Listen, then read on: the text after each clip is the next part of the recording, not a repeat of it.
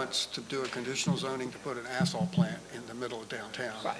you can say no, because you know it's just not going to happen. Right. But, you know, if there's a reasonable chance, you got to do it. And then,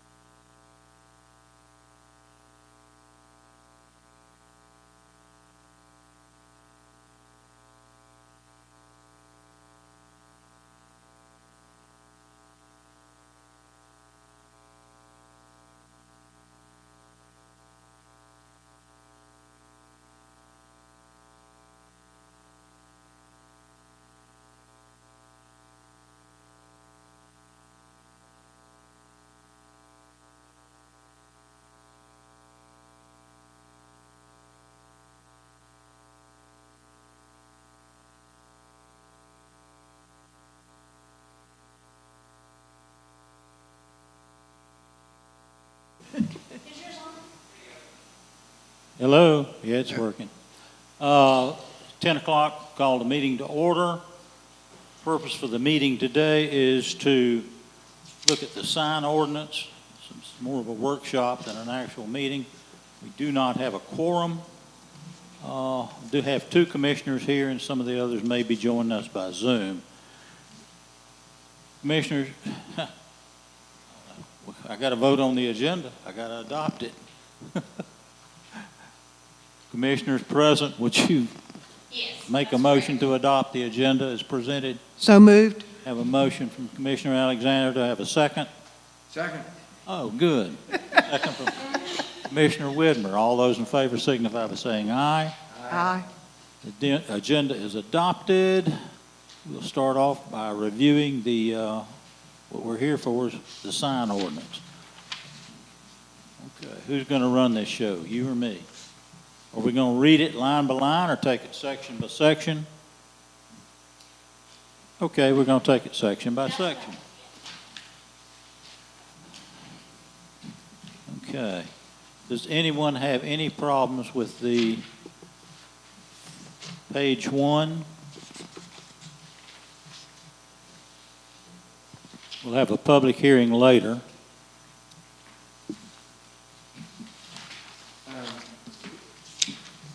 If I might just ask. Absolutely. I know that Mason has done a lot of work on this. Do we know if he is coming? He told me that he was going to be on Zoom, but let me... Oh.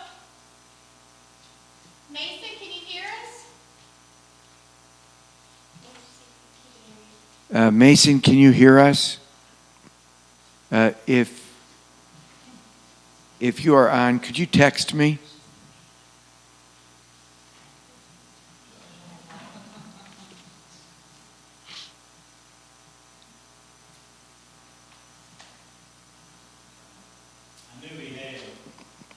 I knew Mason had done a lot, and when Savannah and I talked earlier this week, she was hoping Mason was going to delve into it or dive into it and go through here. I really don't have many questions about it. What we got hung up on last time was the sign part where honoring. And memorial. Yeah, have y'all looked at that? Yes, With- sir. And we have met with Mason for a workshop once before. Use the microphone. Thank you. Yes, we have met with Mason once before. So I think many of the things that he recommended have already been added. Okay. So Would you go over those things if you can remember them? I think I can pull out some of them. Okay. If you want to continue to go through as we are, then I can bring them up as we come to them in case somebody else has other suggestions. Let's go through those first, and then Okay. I'll go back and see if there are any questions raised about the balance of the sign ordinance. All right, help me, Clay, but I think I'm starting on page 6 in the definition where we restored honorarium sign. Am I correct, you guys? At the bottom, mhm.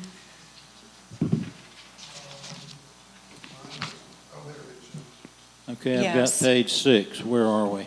In the blue on the bottom. Under ground-mounted sign, we took out meeting the definition of a structure. I think that was part of Commissioner Widmer's question as well, why it was kind of double worded.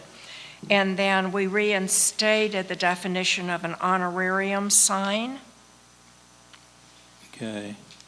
It becomes a plaque or a small sign located so as to provide recognition of a donor for contributions given toward a capital project and so forth. Right, and we are unable to explain why the original committee removed that definition as well as that part of the ordinance. So we weren't able to respond to him because we were not on the original committee. If I Sure, Clay. One of the things about honorariums, it wasn't just plaques like on the bridge or something like that, but I know there were things like trees and those types of things. And rereading this, I'm not sure if that would cover trees, the small trees. I think it's too narrow. I think it needs to be broader than that. It's going to limit Yeah. what you can do with it. Yeah. And so, we could require a sign permit, right? And then within that sign permit, we can interpret the definition. But I feel like that is very, very narrow, like capital, I mean, you're actually saying capital project. Well, that's suitable, but I think it should be broader than that so that we could decide internally, and you guys could decide, but I think that that's too narrow. That's my opinion. Yeah, I mean, we could maybe just add a recognition of a memoriam or a donor or something like that. But the whole conversation we had was there's so many memorial signs around, and we need to have some way to factor those in. But I'm afraid just reading this now, because I think it was added in after we had the conversation, it seems a little narrow. I'm sorry, I was trying to communicate with Mason, who indicates that he does have much to say. Okay. So we need to get him on. But remind me what section you are on right now? Page 6, excuse me, 7.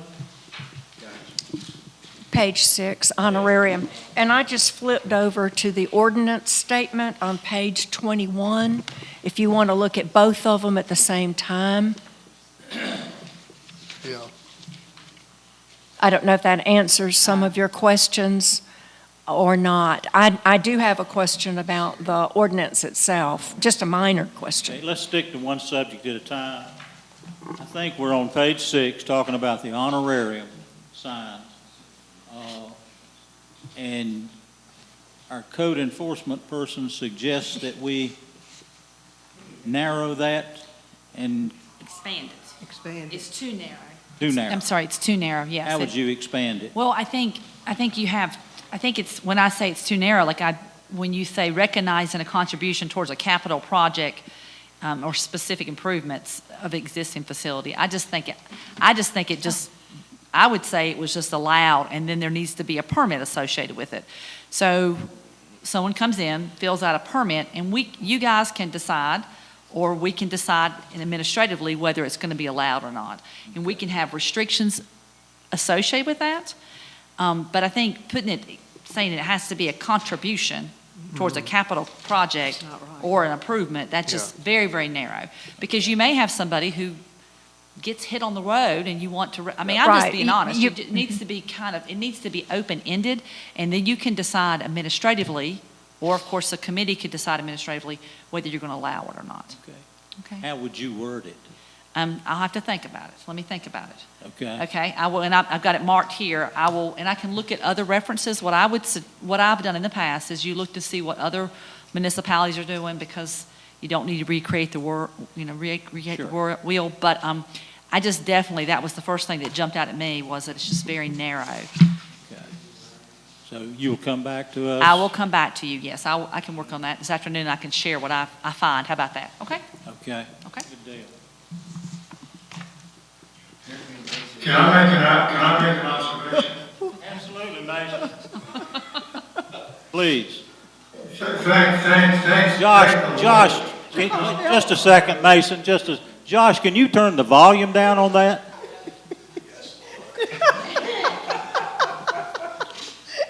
Talk to us, Mason, let's see what the volume's like.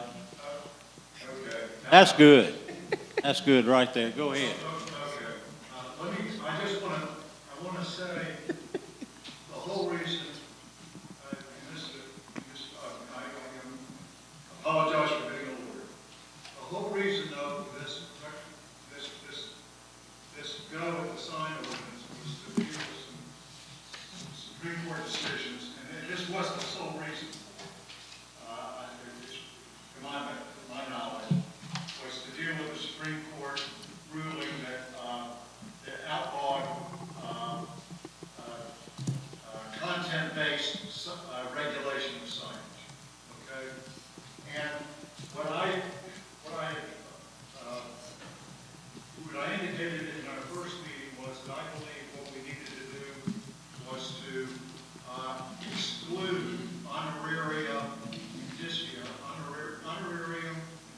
or whatever you want to call it, from the definition of signage altogether. And I would just like to say, and I believe that is still the correct approach. They're really not signage per se anyway. If we define them as honorarium signs, that is content-based. That is directly not permitted under the Supreme Court ruling, and there's no exception in the Supreme Court ruling or other things that I can find that would make it an exception. So I really think the best thing to do, because they're really not signage, they're in a traditional sense, is to attempt, and I don't know whether it'd be totally successful. I think we're better off trying to delete them from the definition of signs. Okay. Because just by definition, they're content-based. You're describing the content in the sign. Just like you're saying a political sign, that's the content, because you're labeling it political.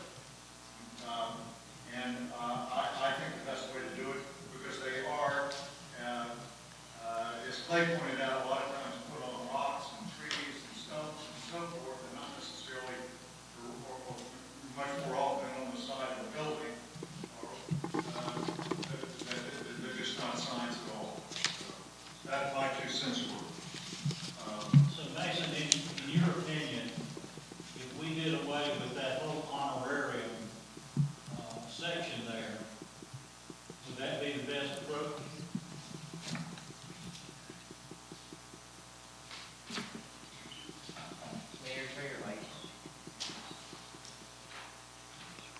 Mason, Yes. what would your suggestion be? Just to do away with the honorarium section completely? Do away with it completely, and in the definition of sign, I've got some language I've got prepared, but didn't have ready to transmit today.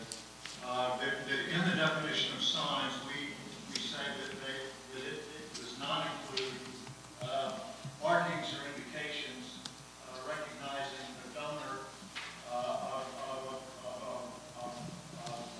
some sort, or someone a donor is honoring.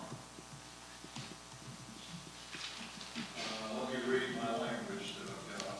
Where in the ordinances are we talking about? 805.25, page 21. Or is he talking about He's page talking about the 6? definition. The But if you definition. take the definition out. Definition of sign. Yeah, the definition of sign, which is in 10. Page 6. It's in 201.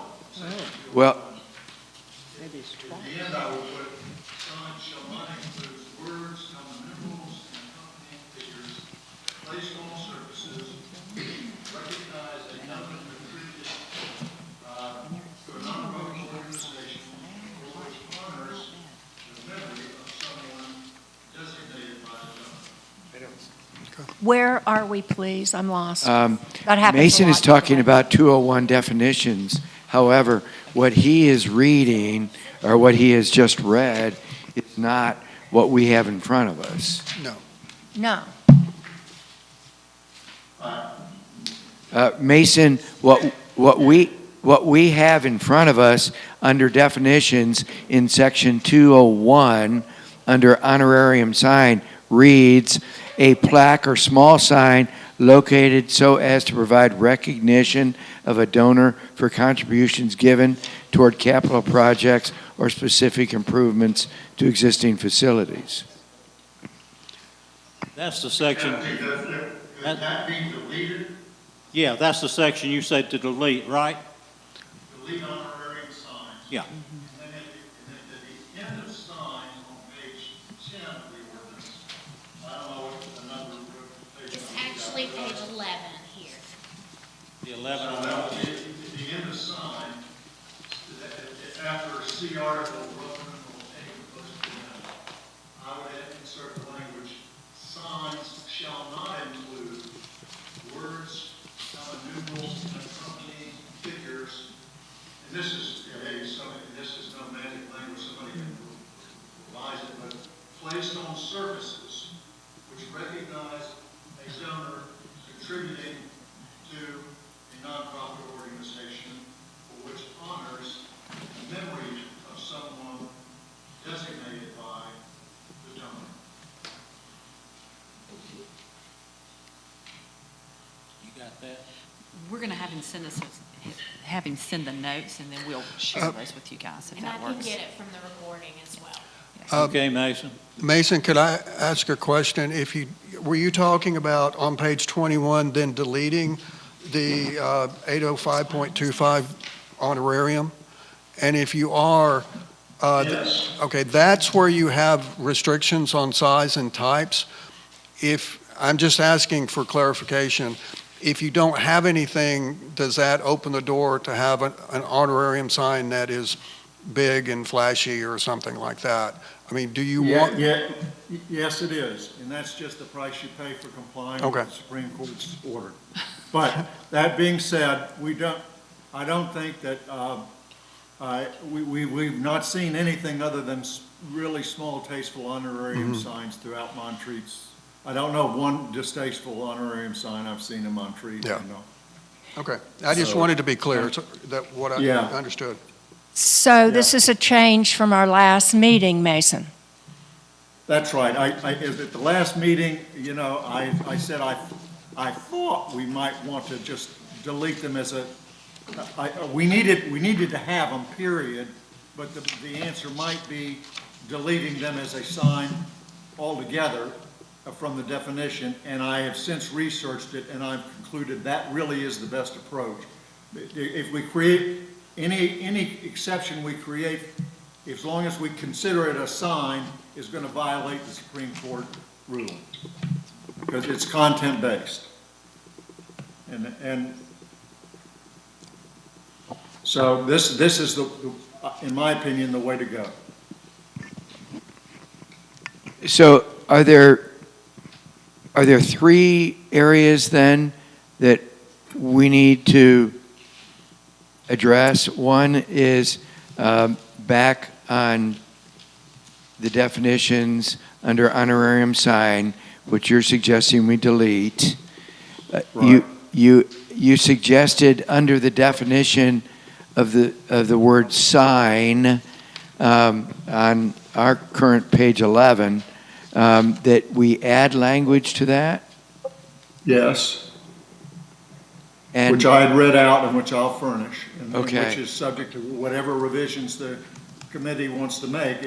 But essentially what it does is define honorary inscriptions as not being signs. Okay.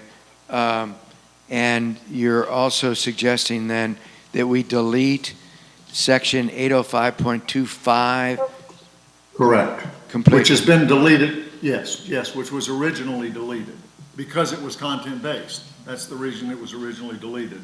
And and just sticking it back in solves it practically, but it doesn't solve it in terms of the Supreme Court decision. It's content-based, so we have to essentially remove it from the definition of signs, and therefore it's not regulated, which Clay points out. It's not regulated, so we can't limit its size, but we can't limit its size anyway, because if we say honorarium signs and limit its size, it could be struck down as unconstitutional because it's content-based. So, it's...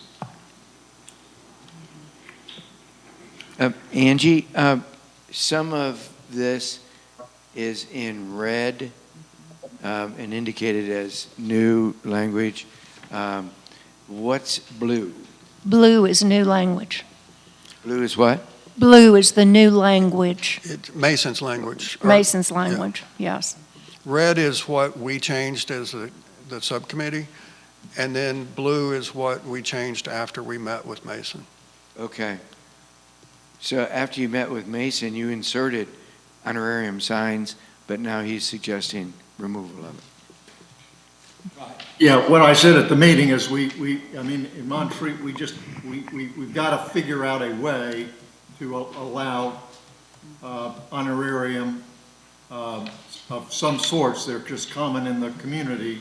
And again, I've ultimately decided the best way was to not define them as signs. Define them out, take them out of the definition of signs. Yeah, just a quick question. Do I have to give my address and all that stuff? Great. So just a quick question about that. And I recognize the point of this is to make sure that honorarium signs are allowed. One of the things that I sometimes run into when I'm going through and navigating these ordinances is that if something doesn't exist, an interpretation is that it's not allowed. And so I just wanted to make sure that's somehow addressed in here in whatever way. I know I'm kind of hopping in last minute, so I just want to note that. But sometimes in past staff interactions has been, well, I'm not sure that thing is allowed because it's not addressed specifically in an ordinance. So I don't know how we deal with that, but just bringing that up. Mason, do you understand the question? I understand the question, but I'm not concerned. We can the way the sign ordinance works, they are allowed. If we need to get the town manager to prescribe some sort of policy that says that, but I don't think we do. I think it's going to be fairly clear. They were allowed and it's grandfathered as grandfather. I just was thinking moving forward. Just want to make sure. Sure. Mason, do you have an idea of where that might be covered so we can help him with his question? See, go there.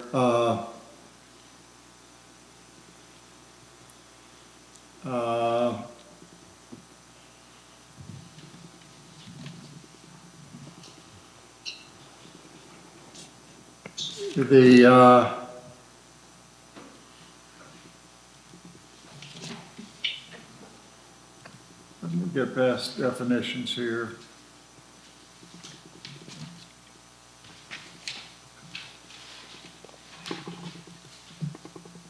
It says under 801, the following regulations shall apply to all signs in all zoning districts. Therefore, if something is not a sign, this regulation does not apply to it.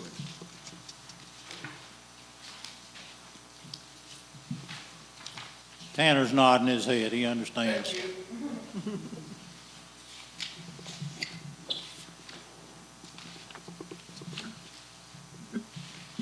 Are there any other areas we need to look at, Mason, that you're aware of?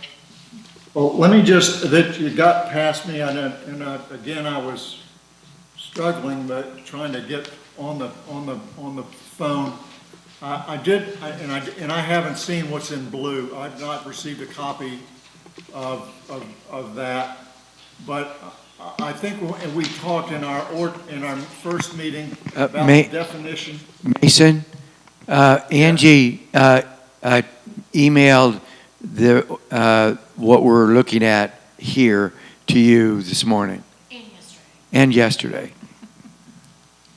But Okay, I was out all yesterday afternoon, so I may not have received it. But you have it this morning. okay, let me look real quick. Did you send it to Both to his town, and it's in the same email as the Zoom link was yesterday. Okay.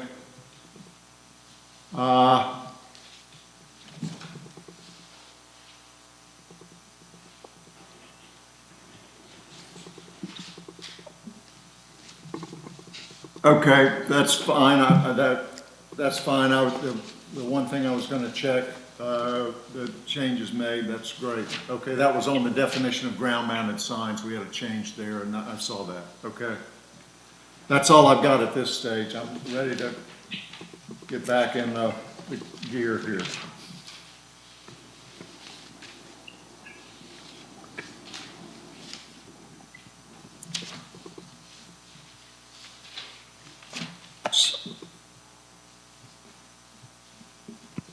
So- Have you read the language on 80211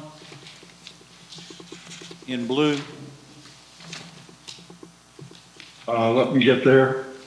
Okay.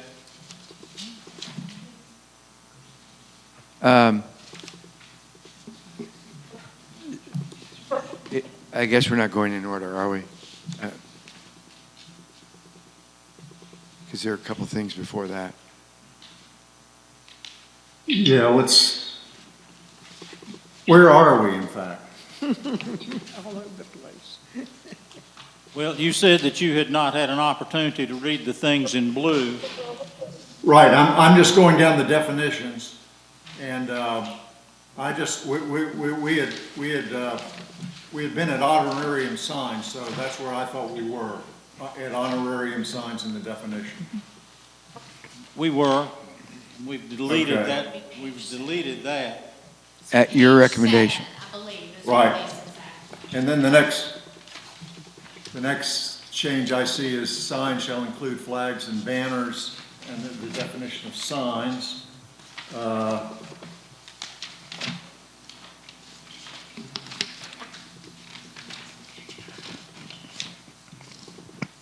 And we were gonna then add that, at signs, we were gonna add that language I suggested at the end there after see Article 8. That's page 11. And then the next, that's on page 11, and then we've got temporary sign, and I've got to change. It's got the definition of sign as a sign, and I'm just seeing this for the first time, but it says a sign not permanently attached to the ground.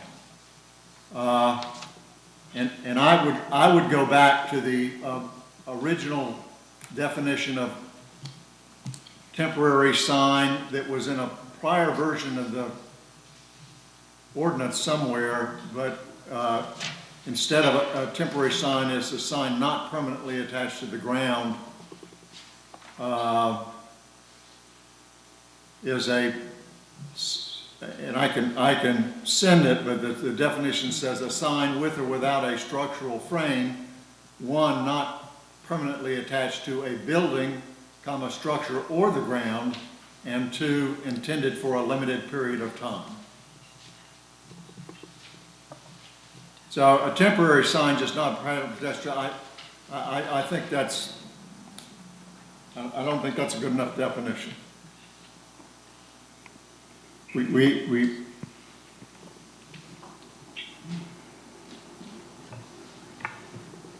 Would you like code enforcement to look at that and come back to you with some language?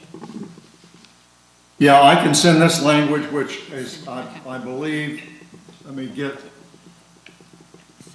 It's the original language, isn't it? which I believe was the original Yeah, language, which, I didn't bring that but over. I'm not positive. This is the last one we worked on last, my notes from last time. Yeah, I think what he's talking about was Way going back, Way yeah. before that, yeah.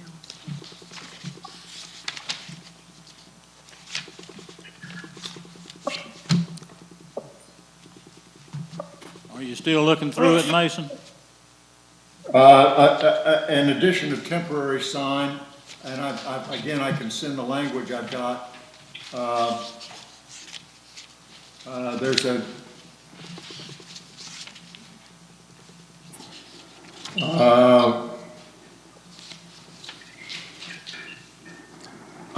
wall sign, a sign that is attached directly to the exterior wall of a building and/or a structure, I agree, should be taken out.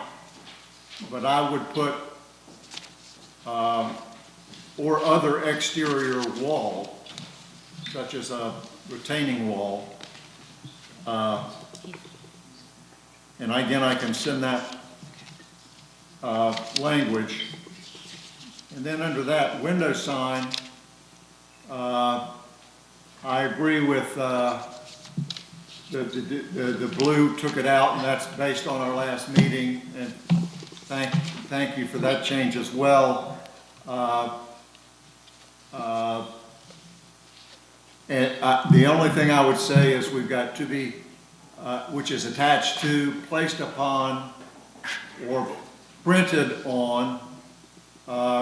We might just say printed or painted on the interior or exterior of a window or door of a building.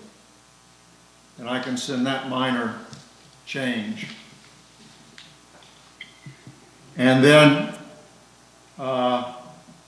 what's no change in the new ordinance, I would suggest that we add a definition of wayfinding sign.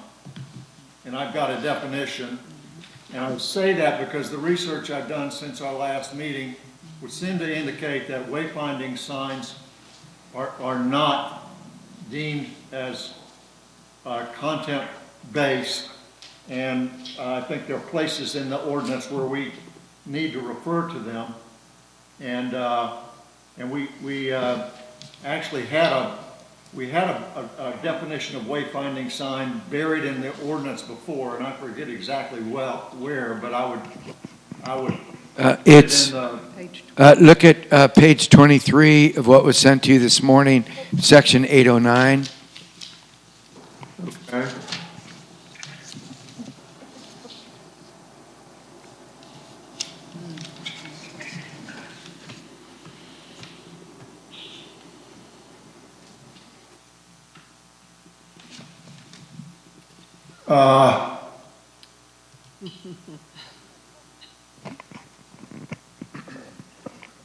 Well, I would put a definition of wayfinding signs in the definition section. There is which one. says, Page 12. Page 12, there's a definition. She's saying page 12, Mason, there's a definition.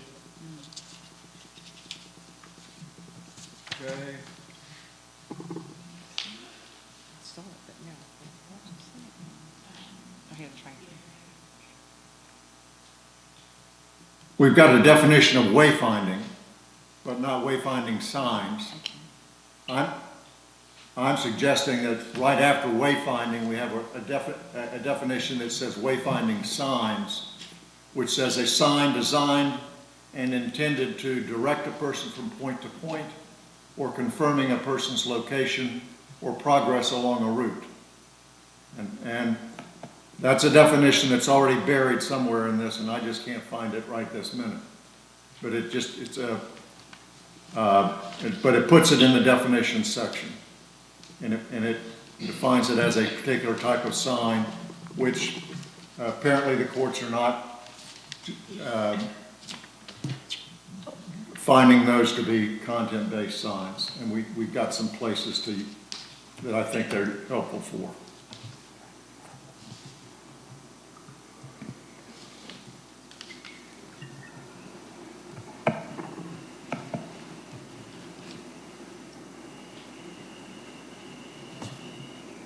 And those are all my comments on definitions. Okay.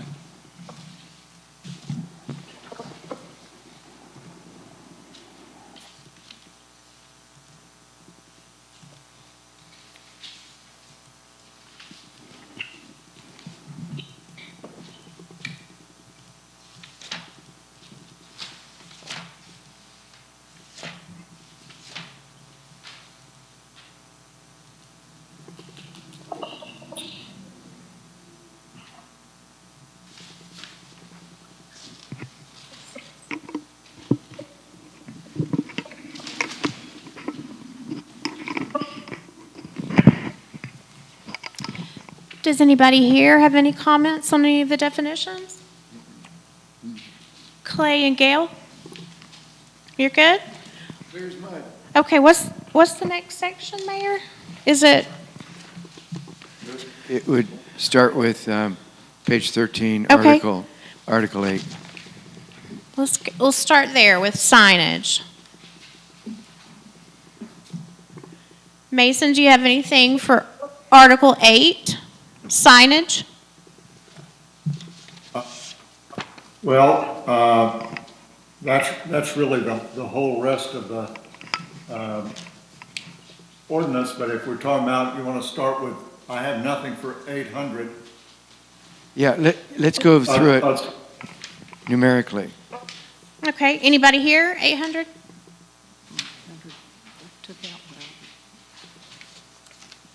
All right, what about 801? Yeah. Go ahead, Tom. In 801.8, there is reference to section 801.9, but there is no section 801.9.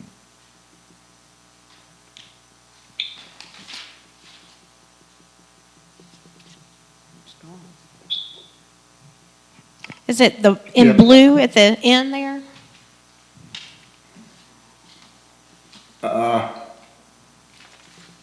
That is referring to it.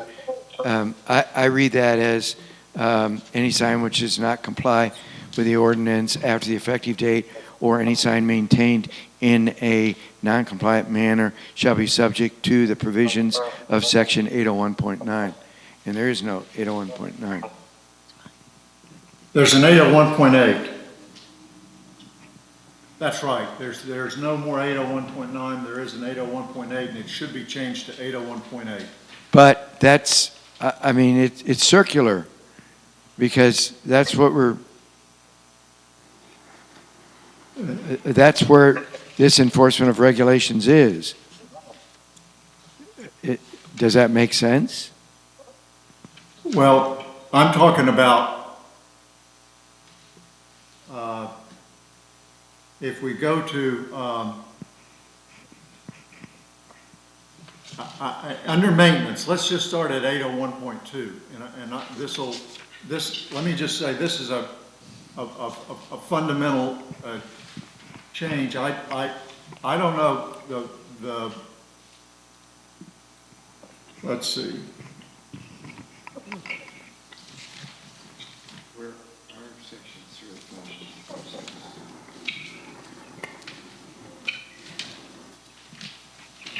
I don't have those with me, do you?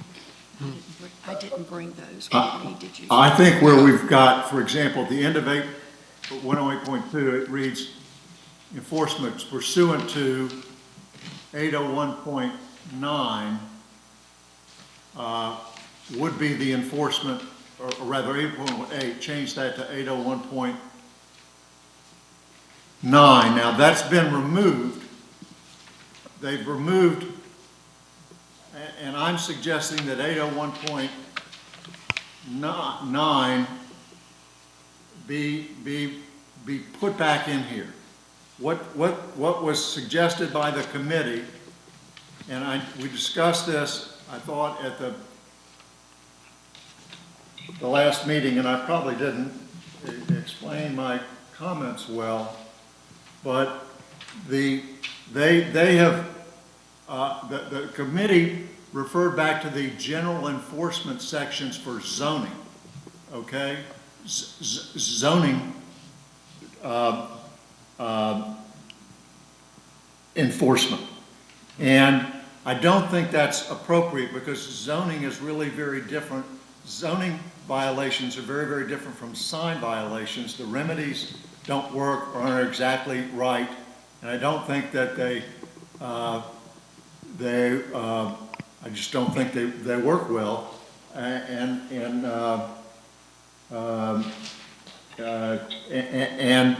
instead what we had before in the original ordinance, in what was originally labeled 801.9, which was deleted, were enforcement provisions that were specifically designed for signs. And what I believe, and I know, those zoning provisions, those enforcement provisions are much more appropriate for signs, whereas the zoning ones that were changed aren't. So the old 801.9, because we take out, because of because of renumbering, if we make the other revisions, would be 801.8. So I know this is complicated, but it is what it is.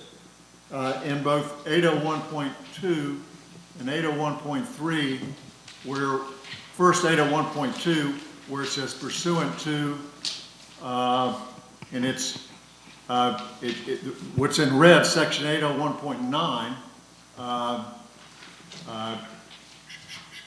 should be the appropriate reference, and the new change to sections 305, 6, and 7 of the ordinance, I don't think are appropriate.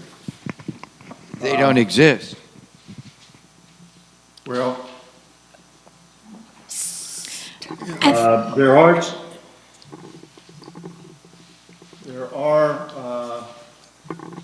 Gail has a comment. Gail, go ahead with your comment. Okay, Mason, when we were at the first meeting, we discussed that 305, 306, and 307 could pertain to, were not definitely pertaining perhaps to signage, but that maybe you even agreed that maybe we should look at that, not we, maybe the council should look at that and see if those particular ordinances could be broadened to cover more than they cover at this time. I remember you and I sat next to each other and we looked at those, and that was the discussion. So, the only reason I know why 801.9 was removed was to shorten the this particular set of signage ordinances, because we weren't here when that happened. But if 305, 6, and 7 can serve a greater need by looking at revising those, then it would work here. The fact that it hadn't been revised, maybe it doesn't work here at this point, but I remember that discussion very clearly. Yeah, and if I could add, I think the whole purpose was to make sure there was some level of enforcement with this, and enforcement wasn't listed anywhere else.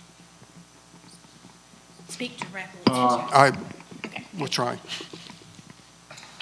well, again, if we revised 305, but there were no revisions in 305, and I'm happy if we make 305 work for signs, that's not a problem. So, just a question of clarification. Are there, definitions are in section 201, and then we skip from 201 to section 800, and 801 and beyond. What's in between? Where's 305, 306? Whole zoning code. whole zoning code's in between. The zoning ordinance, I believe, is what he's talking about. Okay. Well, we've got to have an element of enforcement in there. This is all a waste of time and energy if we don't have any way of enforcing what we're putting out. Go ahead. And at times, the sign ordinance will be a code. There'll be a code and there'll be a zoning. But I think at this, I'm fine with enforcing them under zoning would work for me. But there are municipalities that separate those. They'll have a code of ordinances, which has to do with signs and other things like maybe trash or littering and that sort of stuff. And then they have zoning, which is a separate thing, which has to do with what's allowed within that particular area as far as development goes. Okay. I don't care where you place them. My concern is that there were certain things that were unique to signage, such as requiring the removal of signage, that weren't in zoning, because the zoning really wasn't designed for signs. So there's nothing that says you have to remove the sign if you get a notice. So there wasn't actually a remedy, one of the remedies in the overall zoning that would be appropriate, I think, for signs, which is why again, without any changes to the zoning remedies to put those in, I think we need to stick with the more specialized. But again, I don't have any problem as long as we make, it doesn't matter where they are, as long as we have comprehensive penalties and remedies, and those are two different things, or to some degree, that work for both. But right now, just taking out the specialized without making any change to the overall zoning remedies to deal with, add those things that I think are appropriate for signs. I'm still on that. I still believe we need to do one or the other. But just taking out the references to the specialized signage remedies and deleting them without fixing the overall zoning, which you're substituting for them, doesn't work. So you got to do both. You can't do just one. Where do you suggest that be added? Well, I personally think it's just easier to leave the signage in where they were. And they didn't cause a problem being where they were.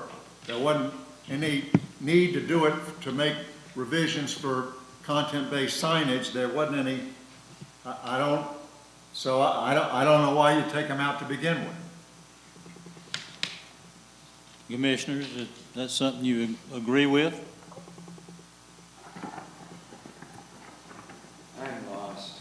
But if you want to put them, it doesn't matter. I mean, practically it doesn't matter.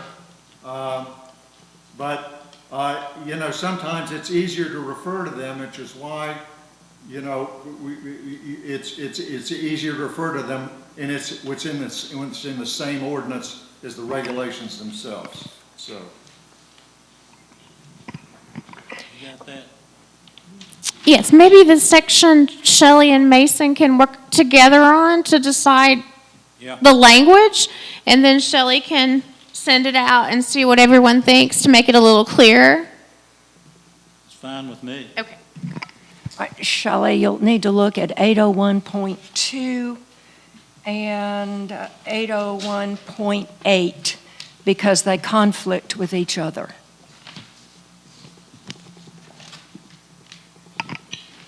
What were the two again? 801, 801.8. yes.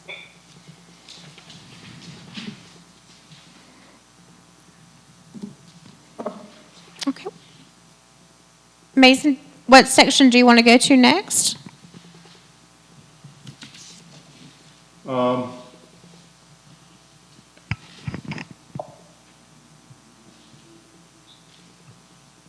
Let me just,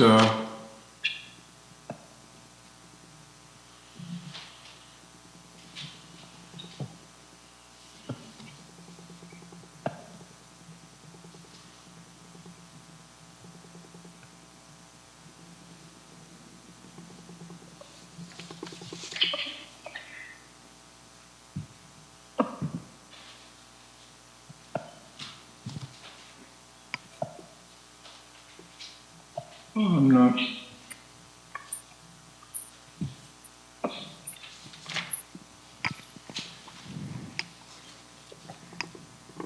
Does anyone in the room have something they want to address going past? Give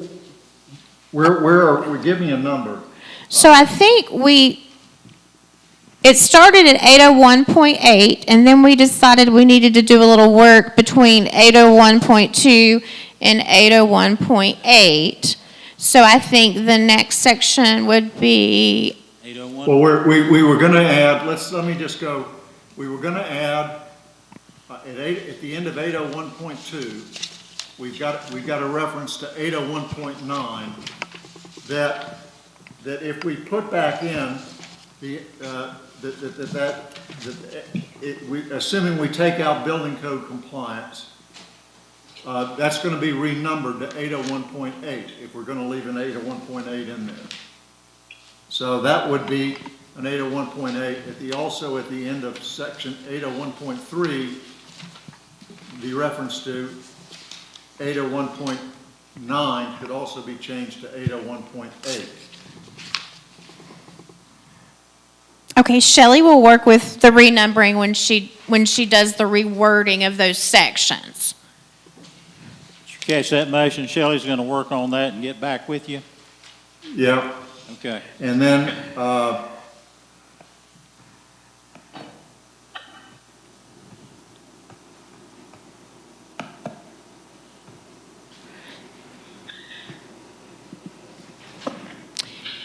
So anything on like prohibited signs, section 802? Yes. Oh, well, we were gonna also put back 801.8, that Shelley's gonna work with me about that. that's right. Okay. I'd also like to, in 801.5, just real quickly, it says, no ground-mounted sign, and I would like to add or temporary sign. Or temporary sign? Uh-huh. Okay. 8015. Yes, that's on page 14. I'm looking at it. Mine's all redlined. So- 801.5, It's the next one. 801. Look at below that, Tim, under Go sign down one setback paragraph. requirements. So I think sign setback requirements, where it says ground-mounted sign, he Yeah. wants to add or temporary sign.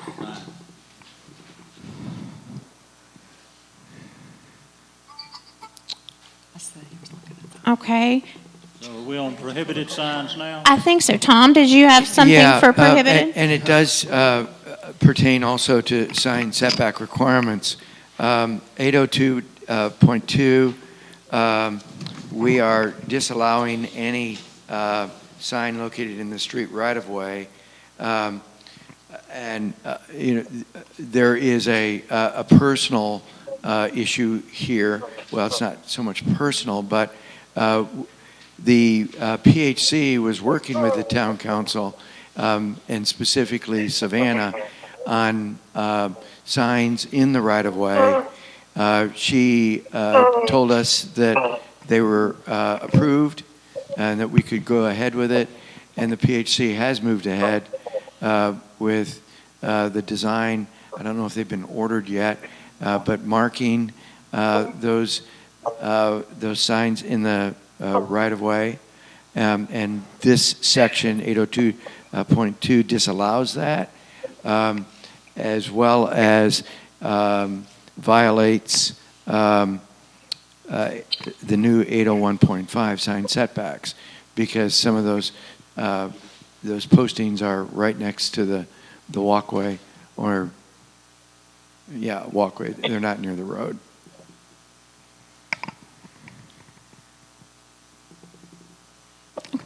So my suggestion would be, unless otherwise approved by the town council.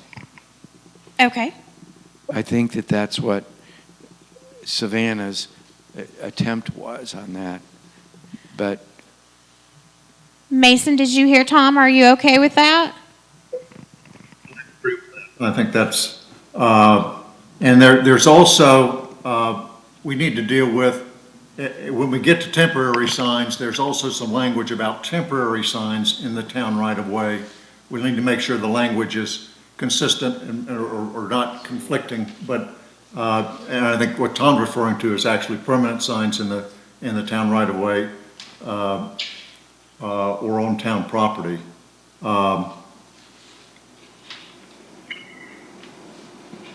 That's correct. Shelley, will you work on that? Yes, we're gonna schedule something with Mason next week if we can, because, I'm sorry, you're expecting a finished draft by the 11th? No, of May? June 11th June 11th. is the okay. council meeting. Okay, I'll see if I can't schedule something with Mason, and we'll work on it, then we'll give you guys the option to relook at it, okay? Did you hear that, Mason? Yes, yes. Good.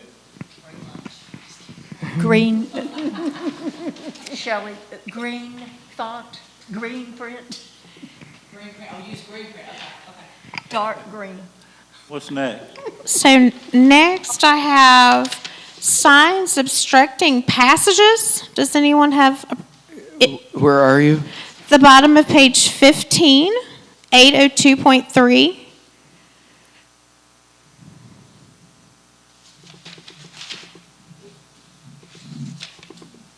Everybody good with that? That was the easy one. I understand.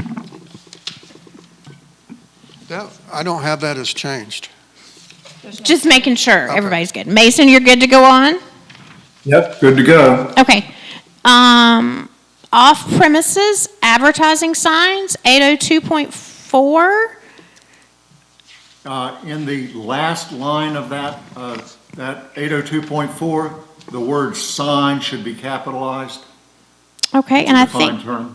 I've got that. And I think Tanner, would you like to say something? Yeah, just a point of clarity, I think. I think this is intended to not have like a permanent sign. That's what it's supposed to pull. But I just wonder if the way it's written, where it says other activity conducted, sold, or offered at a location, I don't know if that means like if someone was putting out a sign for an event that was going to be hosted, at the corner, that's going to be hosted on a different piece of, like, I don't know, the Welch Field somewhere, if that means this is not prohibited or if that's covered under temporary signage.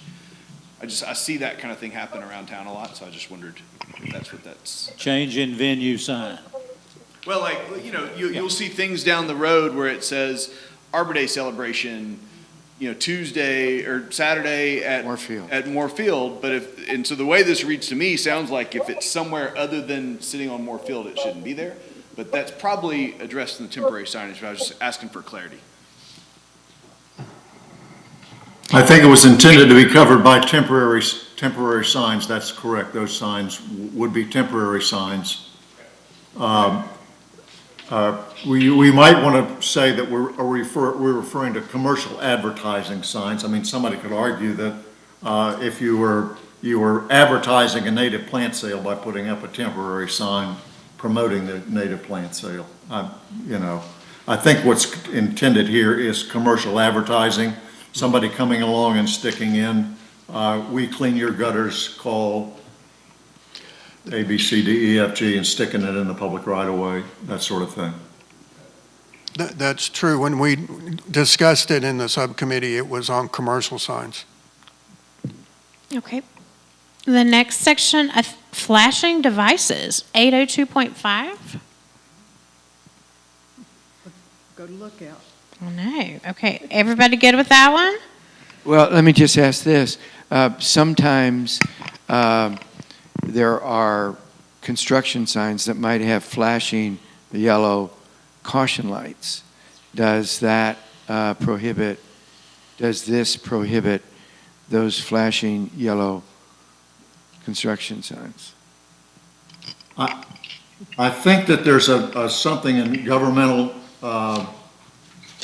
there is at the end of governmental agency signs, a sentence which says signs erected by a governmental agency which contain information may be illuminated. We might want to add flashing there. So, no, they've got it in the previous one. But, Informational signs. such signs may be illuminated, flashing, or moving. as Tom's required. talking about private contractors. Yeah. that Might be cutting trees and I mean, we I got, got you. flashing sign or something like that. we got 803 guys point- moving in today to start tearing up the roads, Appalachian, your street, in fact, and they may put up some barricades with flashing lights, and they're not a governmental agency. Is that Tom, are you telling me that they are fixing Appalachian Way today? They will start on Let's not Monday. get distracted. Tom, It'll be all new when you come home. look at 803.3. 803.3.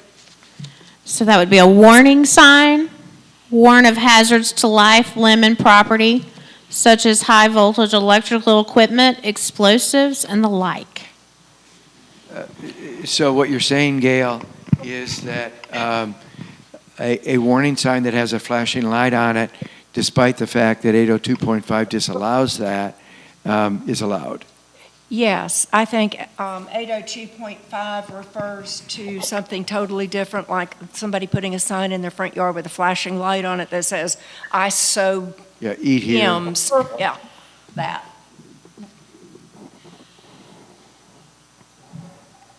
You good with that, Tom? If the interpretation by our zoning administrator would allow that. Well, we can always add something that warning signs may be flashing.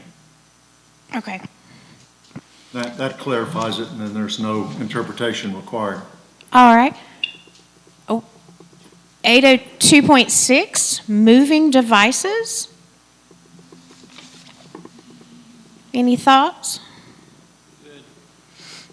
802.7, posted signs. Looks like to utility poles, trees, fences, rocks, or other signs. Just that I think, no, that's fine. Yeah, perfect. The next section, 802.8, copies of official signs. Let me Oh, go I'm back. sorry. I'm sorry, let me go back to 802.7, particularly related to Tanner's comments, earlier comments. Any sign posted to rocks, trees, so that would involve honorarium signs. Fine, well, we took them out of the definition. I think honorarium would not be considered a sign, so it doesn't apply. Okay.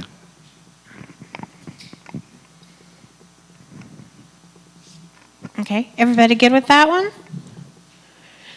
802.8, copies of official signs.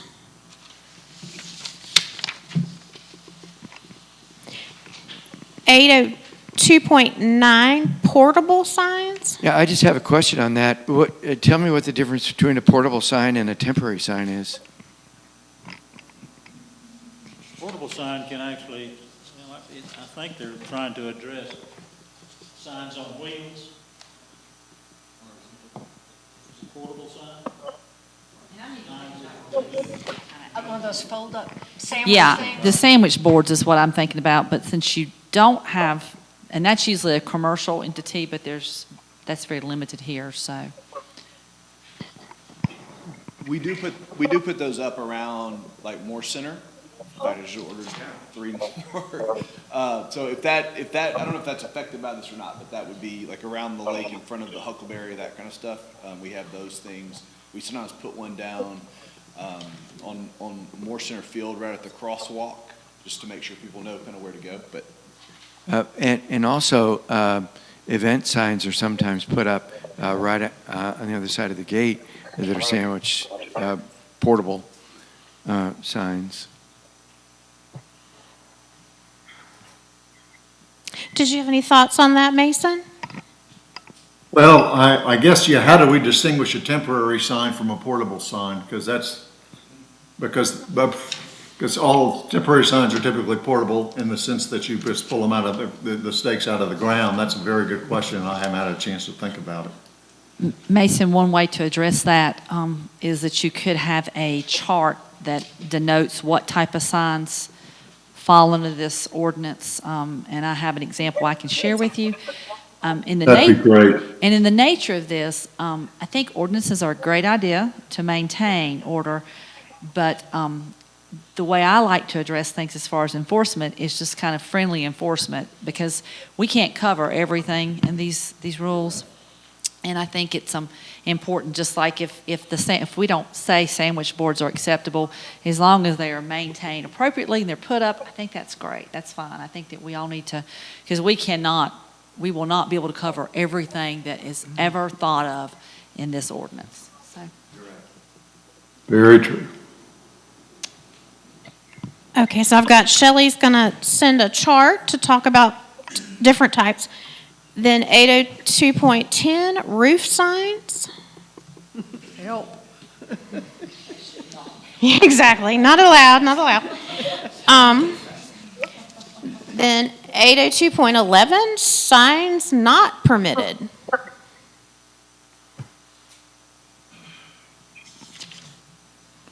Everybody good with that one?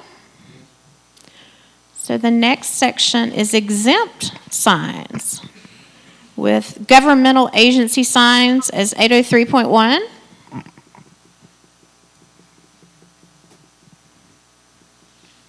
Everybody good? I've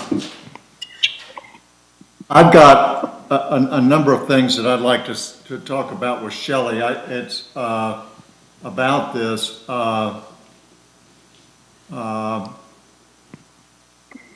And I think part of the, I think we have some real nuances that to put in here.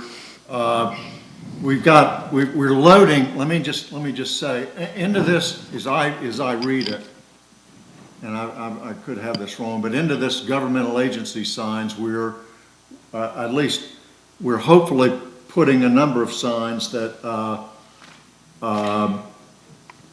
otherwise are being deleted because they're content-based, that we hope sort of fit within here, which and would include, for example, educational signs and other signs that and informational signs in the right-of-way. For example, the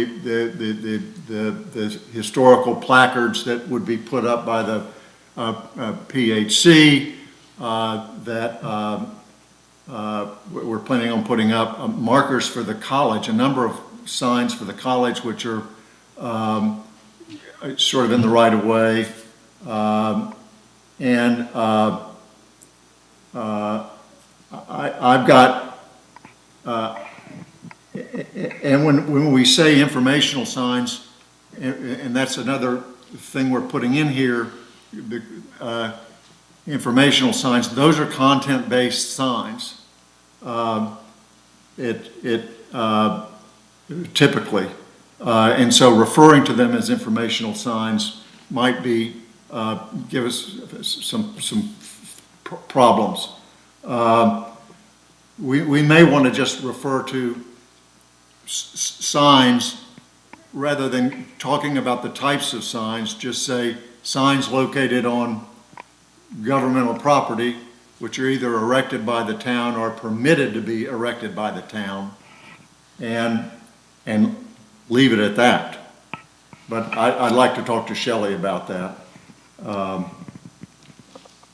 without trying to discuss it at this meeting. Okay, Shelley, you've got that on your list? All right. I think that makes sense, particularly given our relationship with MRA and the college, because they have need for that. Yeah.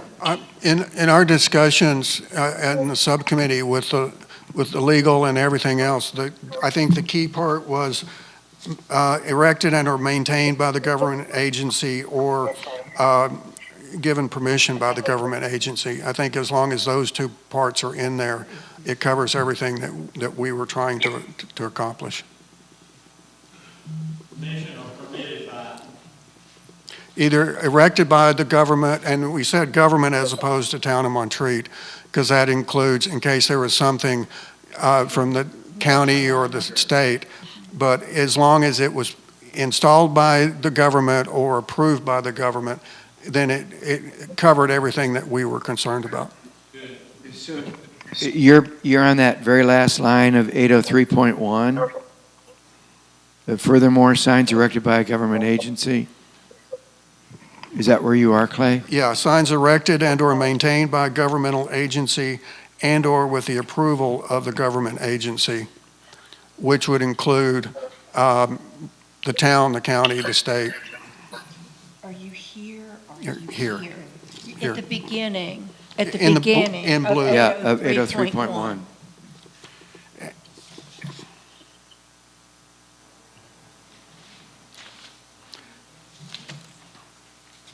The 16, what page are you on? We're on the bottom 16. bottom of 16. Bottom of 16. Yeah, the top of 17, I think, was going into covering some of the things like we just talked about, the flashing warning signs and things like that. So it may be that if you're incorporating warning signs previously, you may not need that part. So if Mason wants to trim it down, I don't think it'd be a problem. Well, the warning signs is 2 down from there, 803.3, right? And We already have 2 flashing signs. So if you want too fast. Yeah, yep, that's right. it never flashes at me. So are we seeing the difference between a flashing sign, a warning sign put up by a governmental agency, and one put up by a company restoring electrical work, is why we have 2 different sections? You mean 803.1 versus 803.3? That's what I'm asking, exactly. Yeah. Okay. All right, so Shelley and Mason have got that section to work on, 803.1. What about 803.2, signs required by law? What do we do about that? I know. I like that one. 803.3, warning signs. We're just going to add flashing lights to that section. That's right. And then 803.4 was removed, like Monterey Conference Center sign structure near the gate. We're still good with that. Tiana, Where is, that structure isn't there anymore, is it? Other than the short one right on the other side of the gate? I mean, I'm not sure which one specifically they were talking about here. There's a couple. There's the kind of, I call it the welcome sign that sometimes has other things hung on them, which is still there. So yeah, Still there, but we haven't hung anything in years. right. So I don't know if that's what this was meant to address, and if that was meant Yeah, to take it down. I don't know this- if that was. We took this out because of a couple of things. One, MRA was in the process of revising and bringing all of their signs into the code. And 2, this is a very specific sign, whereas it should be included in the overall sign regulation. So there's no need to have a specific one for that. yeah, and it's a content-based regulation, which is basically prohibited by the courts. Okay. 803.4, historical engraved or chiseled wall signs. Mason, to your point about content-based, isn't historical information content-based? It's,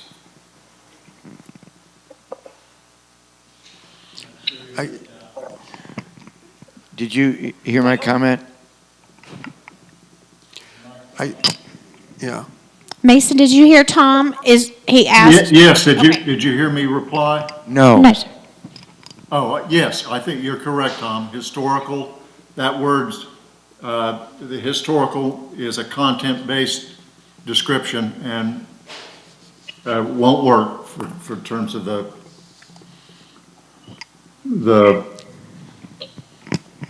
the Supreme Court ruling.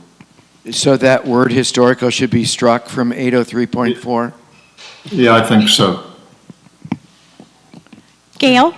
I had a question as to whether this definitely refers to existing signs, but would it refer to new ones?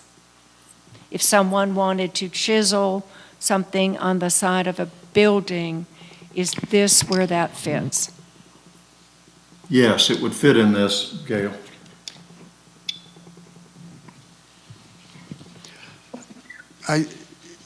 In our discussions, we were looking at existing, because some of these some of these engravings are 100 years old or whatever. If the council wants, they could replace historical in the body of that statement to existing, if you don't want to allow new signs of that type. But if you don't care, then you can just take out the historical. And typically, in regard to updating ordinances, it doesn't go backwards. So if it's existing, it's existing, and we're not gonna do something about that. Okay. Unless you guys have a specific. So what you're Be saying is non-conforming use. everything that's up now is grandfathered? Correct. Yeah. That's typical. That's a typical plan of action. Okay.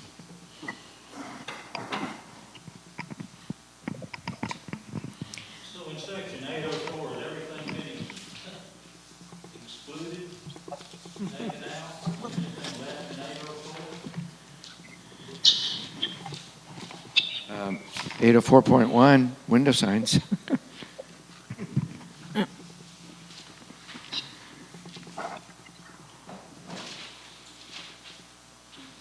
8041 window signs? Page 17. Page 15. I'm sorry. Yes, page 17. 804.1. Yeah, it just says window signs. No, it's hard to read. Window signs is 804.1. There's 804.2, nameplate signs. 804.3, temporary signs. Right. And then 804.4 is flags. Although, Can I make a suggestion? Yeah, I don't know if you can hear me. Yeah, go ahead, But Mason. we're talking about signs allowed without a permit. Window signs is a defined term, okay? So if after the caption, window signs underlined, just simply put all window signs. That's it. So all window signs are allowed without a permit. well, that's what it says.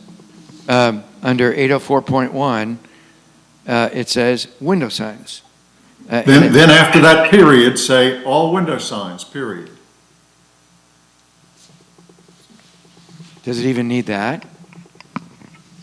Well, otherwise, the underlined thing is just a caption. It's a label. It's not content. Okay, gotcha, I mean, that's the way a lawyer looks at it, no? gotcha. That's why you get paid the big bucks on this Yeah, council. the big bucks, yeah, that's right. Okay, so we've got all window signs, and I think that takes us to 804.2, house number and nameplate signs. Let me make a couple of comments here. I'm looking at the, first, I think house number signs, well, we've scratched out the,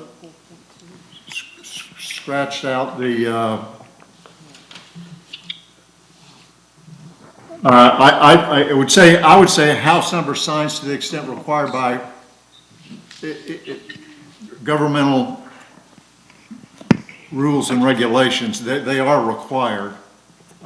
You have to have a house number sign in order to get a certificate of occupancy. But my real point, I guess, that occurred to me in going through this again is a nameplate sign is a content, I hate to say it, guys, it's a content-based sign.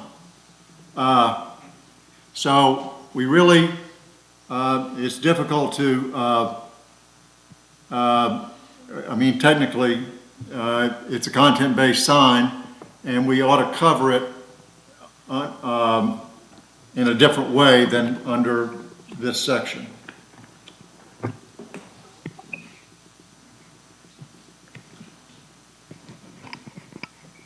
Anybody in the room have any thoughts on that? Shelley does. Maybe not right now, but. Okay. So Shelley and Mason will work Shelley on that will. one? Okay. Shelley, do you agree? I mean, I think it is. You know, I am not from a municipality that had names on buildings or houses. I think it's nice, but it's a new thing for me, so I'm going to follow your lead, Mason. Okay, well, I think it technically is. I don't like the whole court's ruling at all, but I think it is. And we can handle it under another category, and I've got an idea on it, so let's just do it that way. I think we had discussions with Brandon on this, so he might have some recollection. Okay. Okay, good. Yeah, check with Brandon, please. I mean, we can leave it, I'd leave it. I'm not saying, and I'd love to hear Brandon's take on it. Thanks, Clay. Okay, so we have a note to talk to Brandon there. The next section is 804.3, temporary signs. And that's on page 19. Temporary signs must comply with the following requirements. I made a note here that there are sections of this that would conflict with 802.2, which is right-of-way signs.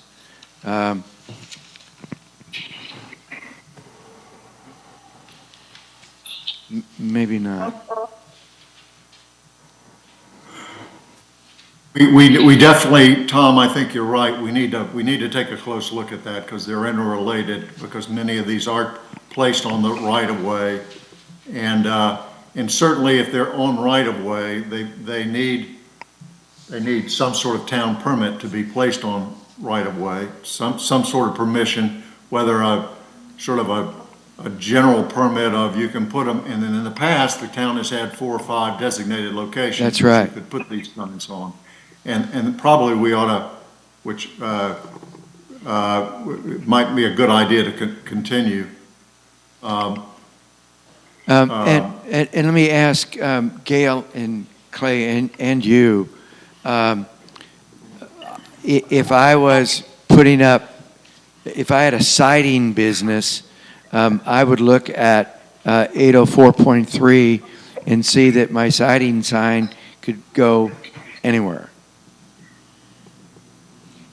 And I was going to ask the question, from our last meeting, I had a note that said something about obtaining the permission of the owner to put Yeah. a sign up, and it was not included in here when the changes came through. So we might want to look at that at the same time, Tom. That's a good point. I did see that somewhere, though. I can't remember where. Yeah, a couple of things that we discussed. One is on, when you're talking about the right-of-way versus the language here, the right-of-way in Montreat varies significantly depending on where you're talking about. Sometimes the right-of-way extends into your property 15 feet. Sometimes it's because of shifting an old site. It may be, our town right-of-way on our old house was in the middle of the street. So, that's something to consider.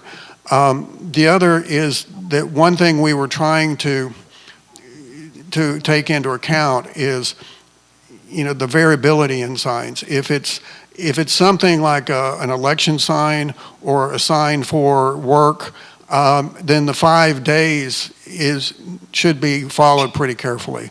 And then the owner permission as well, because I've had somebody stick a sign in front of our house that was for construction, but it wasn't our construction, so that shouldn't be allowed. The other thing is that sometimes there's things that don't have a defined end period. For example, some of the signs on the lodge and other things. So that's a very fuzzy definition of when is it end. 5 days after the end of the event. Some of these things go on forever. So those are just some of the things that we were trying to account for in the language that we came up with. So it may need tweaked in order to make sure that that's done. I only have one other comment to add. We don't have event signs because events are content-based signs. So the would be content-based. And instead of 5 days, we might want to consider 3 days.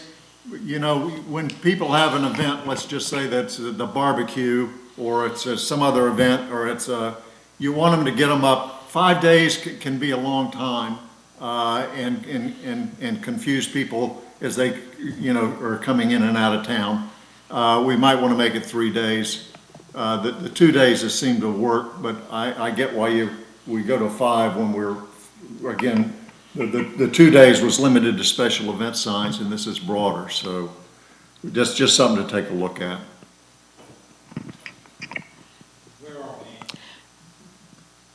So I think we are 804.4 flags. Let me just ask, what did we answer or properly address the issue of those temporary commercial signs? Is that addressed someplace else? Well, they're off-premises advertising signs, I think, which is what catches them as a prohibited. Off premises meaning off whose premises? They're not on the commercial premises. So Okay. It's a sign erected on behalf of a business, commodity, service establishment, or other activity conducted, sold, or offered at a location other than the premises on which the sign is erected. Gotcha. So they're automatically an off-premises prohibited sign. Gotcha. And back to your point about we currently have 3 or 4 locations along Assembly Drive where event signs are permitted. I really do think we ought to look at that because the churches put things up on Saturday, take them down on Sunday. Yeah. And I noticed this morning there's a sign for, yeah. But I think we ought to cover that somewhere under town property, signs on town property, rather than just temporary signs as a whole. Yep, good. Okay, so you've made a note of that? Yeah, thank you, Tom. Gail? Tom, in looking at 804.34, we may have some citizen comment about signs that are remaining for events that continue on and on and on and don't seem to ever end. And I think that Alexis had recommended this particular statement at 804.34 that's signs that we cannot necessarily remove because of the ability of freedom of speech, but they should be removed when they deteriorate or become unsightly. And we may get some comments from the public when we present this, and that is why that was added in there. I'm glad you did that. Yeah, that's very good. So just to illustrate that, we have lodge signs up, some of which are looking shabby, but what we're really seeing there is that there are those ribbons that are tied around the trees. Would a ribbon tied around a tree be considered a sign by our definitions? But I don't know. I would say no. They look shabbier than the signs. I understand. And these are private trees or public trees? See, that's going to be the concern, I would assume, unless you have an ordinance controlling that. Is that overstepping? I would probably assume that it was, but every town has their own personality. The definition of signs is broad enough that you might consider it,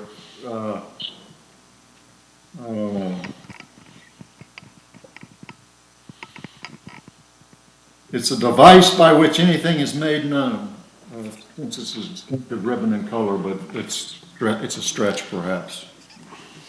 Well, one thing we don't want Shelley to be doing is to spend all of her time going around knocking on people's doors and saying, you got to take your sign down, or you got to replace that ribbon, or whatever. You've got better things to do than that.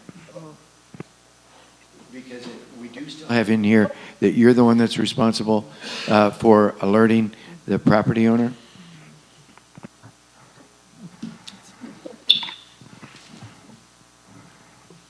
It allows me to get out of the office. What about sharing that responsibility with the police department? At your discretion. I'm fine with that. I mean, I really, and it's not, I don't think this is a huge problem, so I think it's probably manageable. But yeah, so maybe we could share it with the police and just ask them if they were out on patrols. That would be the best way. I don't get out of the office typically, so it would, to drive around to see. And so if you guys going forward with enforcement, I would need some assistance to even know about signs that are inappropriate. So noticing or letting you know of it is one thing. The police officer that drives by and sees a new sign, an illegal commercial sign, and he or she pulling it is something else. Are you? Do they have the right? Are you giving them the right to do that? I would say if it's up to you guys, I would be absolutely fine with that.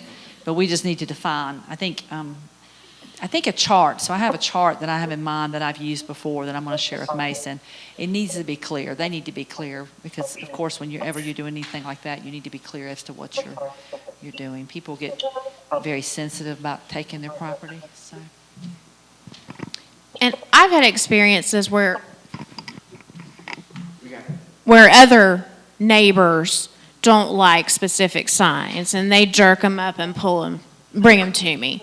So I don't know if, you need to differentiate between an official person pulling up a sign or just.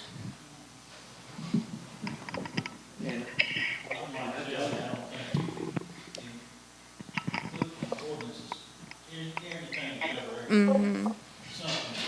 And I think if it's an inappropriate sign, if it's a sign that's not within the ordinance, something that's not allowed, then I think anybody can have the right to do it, to be honest with you. But then the problem becomes, and I've had this happen myself, where you're taking a sign and the person that owns the sign becomes quite irate because you're taking the sign. And it could be a person that's working. That's what I'm saying, just clear understanding. So my previous municipality, we allowed work signs. If you're putting on a new roof, I was okay with you putting the roofing sign advertising your roofing service in that person's yard, but for 5 days after the project was completed. And so, but then it becomes an issue with having the homeowner remove the sign because it is in their private property. So it gets a little bit fuzzy, and then it has to do with, so the bottom line is the town going to pay to have it enforced? So the previous town that I worked for, we would send a letter, but we were never going to collect a fee. That was just the fact that it just was not going to happen. So then you try to decide on how you want to go forward with that.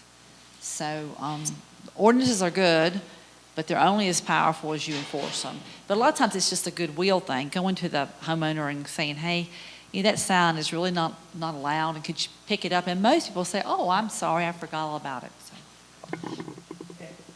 And most of the obtrusive signs are the ones that people surreptitiously put into rights-of-way, into the town rights-of-way. Yeah. And those are the ones that are easily noticed and and actually easily pulled. Yeah, and so typically, and a lot of times that right-of-way, it could be DOT also. I don't know if you guys have any DOT right-of-ways within the town. But anyway, regardless, you don't know where the right-of-way is because we don't have current surveys. I did ask Savannah that recently. Do we have a current survey of the right-of-ways? No. So we are assuming, but my thought was anything along the roadway would fall within the right-of-way. And just FYI, Barry has an app with maps of all the properties here showing rights of way. Okay, good. Good to know. Good to know. Where are we? 804.4 flags.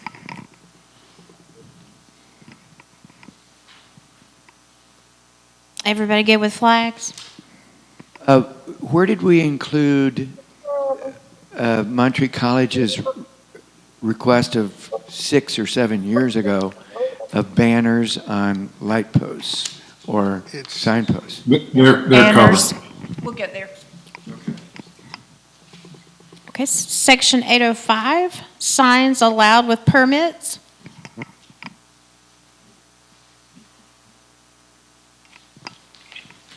Where are we going to start, 805.1? Yes. We've got, and again, we may want to talk with Brandon about this, but we've deleted home occupational signs and subdivision signs, and that's reasonable. They're content-based. We sort of have to. But we've left in non-residential uses, and I don't know why we can do that. That's content-based too. So we need to talk about it with Brandon. But that seems to me to be a content-based sign. And it's not allowed.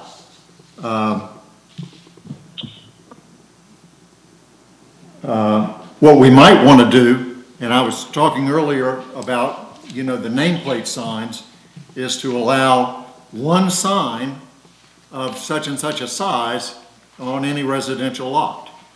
And whether they use it for a nameplate or for a non-residential use or something else, that would be a non-content-based sign. And this would be the place to handle it.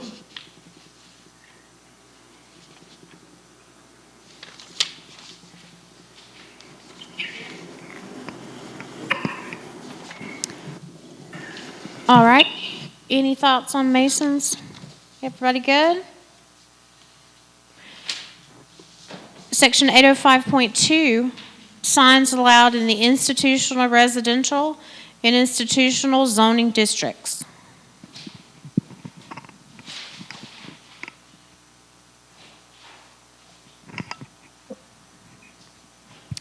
Everybody good with that one? I think we've already. Oh, we did that one? Go ahead, Mason. I just would, we've just got signs allowed in zoning districts for uses permitted in accordance with Article Roman numeral 5, and I've got down also for uses permitted by special permit, by special use permits pursuant to Article 3, so that if it's in an institutional residential or institutional district and that's not necessarily a permitted use in Article 5. If you go to that chart, it's got permitted and special use. So if you go to the zoning chart in 5, it's not going to show a lot of uses as permitted. You'd have to get a special use. So I think we want to have signs for uses in these districts where a special use permit's been granted for them. I have that same comment. I think it was just omitted when this was revised. Yeah.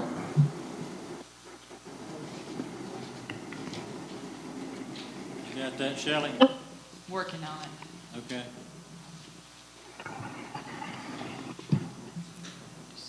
All right. Any other questions? Do we need to go to ground-mounted signs?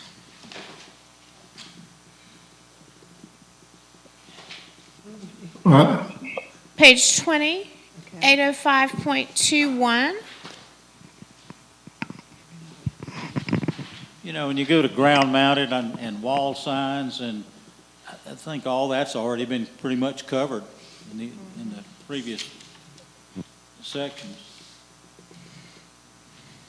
I'd leave it, but it's been covered. All right, what about multi-tenant signs, 805.23? The only comment I've got is that the existing multi-tenant, and I just know about this, the existing multi-tenant sign at the Freeland building is, and it's right, stands right, and I know it because it stands right out in front of the Presbyterian Heritage Center, is a whole lot bigger than 16 square feet. Not sure that's a big a deal. It'll be grandfathered in, but it would be a much smaller sign if we had to replace it in the future. And I just point that out. And I'm not sure about the size of the Moore Center's multi-tenant signs as well on the side of the building. They've got a multi-tenant wall sign facing Lookout Road that I'm sure has got to be a whole lot bigger than 16 square feet. Again, I'm not saying we necessarily need to make the change, but it's a brand new sign, and I concur with you. I think we need to make signs as eligibly read as possible, and 16 square feet is a 4 by 4 foot sign, and that is not legible. Did I say eligible? I meant legible. If I could suggest, you might could just fix it by saying, otherwise by permit by the town. You know, if it's bigger than 16 feet, then they have to get a permit. But then that would allow, you know, Tom, what you were saying is something we considered, is some of the setbacks, some people have a big yard, and in order to be read from the street, it's got to be bigger, as opposed to something that's right on the sidewalk. So as long as, if you want to just put in there that if it's bigger than 16 square feet, they have to have a permit, that might be a way to square the circle. This is. the only problem with that is that 805, I mean, the whole section says signs allowed with permits. So all these signs have to have a permit anyway, and the introductory sentence says that any permits issued have to be subject to the regulations set forth below. So this, by definition, this doesn't give you any relief from the 16 feet requirement here. That's binding, and there's no provision to get an exception for that. So I understand what you're saying, but right now, the way the whole thing is structured, there's no room to get a permit for additional size.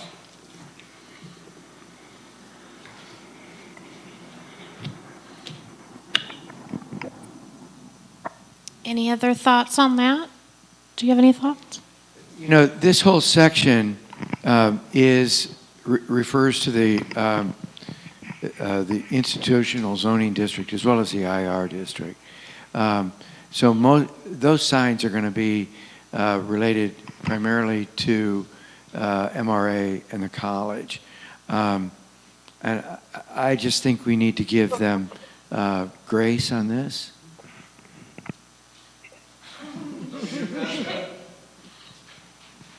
Yeah, I mean, I think that is, the legibility of it's an important point. With like Moore Center as an example, we did go through the town for that because of, because the size of the sign and the number of things we're trying to fit on the sign. Yeah, so I think. All right. And does the sign that you have at the corner of Lookout on the town right away by the creek, is that in this section, or where is that? That freestanding The sign? one that one is gone. It left with Helene. We didn't put it back. Is that, you're talking about the directional signage right there? Yeah, the new one that you had put up? Yeah, that Helene took that out and we didn't replace it, actually. Yeah, and so in this case, I don't know how that would have, I mean, in that case, actually, we had to get a special use permit to put that up. So I don't know if that's how you'd want to handle that moving forward or not. It was a directional signage technically on the town right away, so we got the approval from the town to do that. So that, I think this process might actually address that moving forward. Well, let me just say, I've got the same concern with respect to multi-tenant. I mean, to some degree, we've got buildings located on the corner lots or double frontage lots, and we've reduced the amount of signage there. I don't know why we reduced it. And I just think we need to be, particularly again in these institutional zoning districts. Why, we've got two different streets. We've basically cut the amount of signage in half here without any. Nobody's explained to me why we needed to do that, or is there some problem we've got somewhere where we've got too many signs? I just think I'm opposed to the reducing the amount of signs that was made on the multi-frontage lots.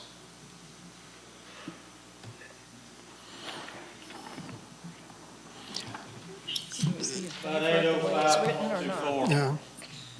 So, before you leave it, what's the solution? So, Well, I just think for the double fronted lots, and if you want to take it out of corner lots, but we've got no, double frontage lots. I'm sorry. I'm back to our size of the sign question for 80521 and 80522. I think we need to increase.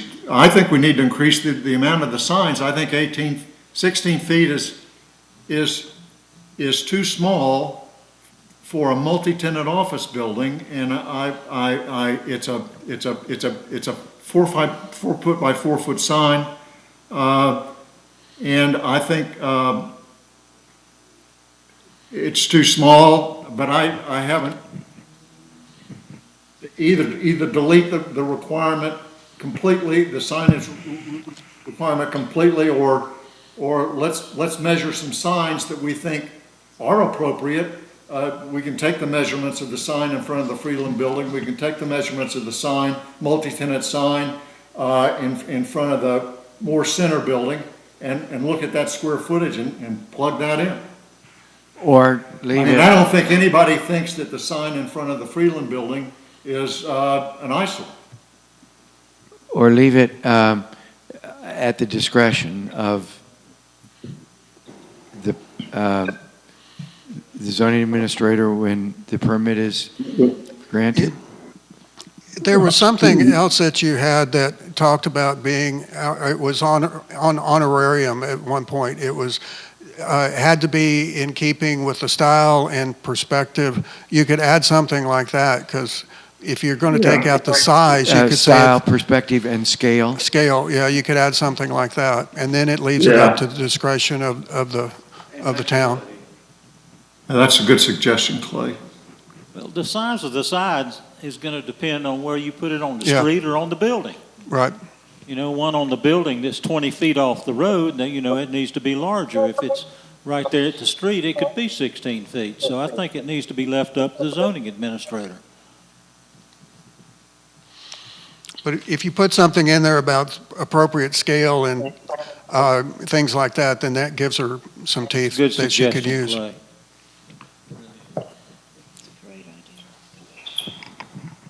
Ready to go on to 805.24? Corner lots and double.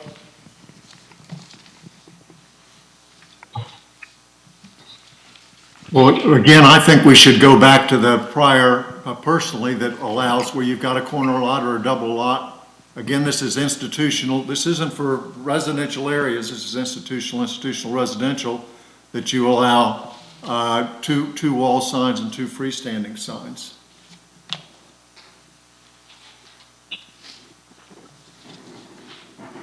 Sounds good.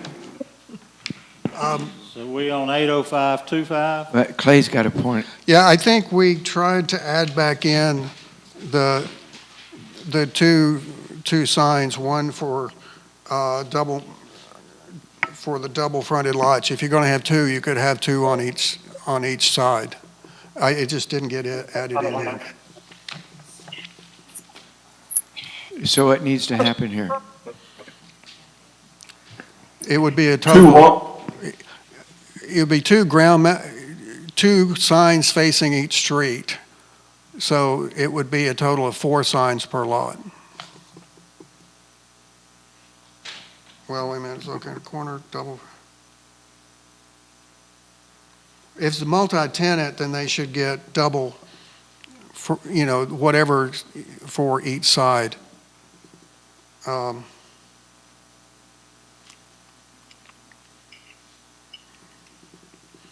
if you've got a multi-tenant and you've got double fronted, if you can have, whatever you can have on one side, you can have equal number on the other side. And the same for corner or double lots. Everybody good with that? Mason? Yeah, but I don't think it would necessarily have to be a double tenant building. If the building has got on 2 different streets, it should have a ground mounted and 2 signs facing each street. So we're going to go back to the original statement that was struck.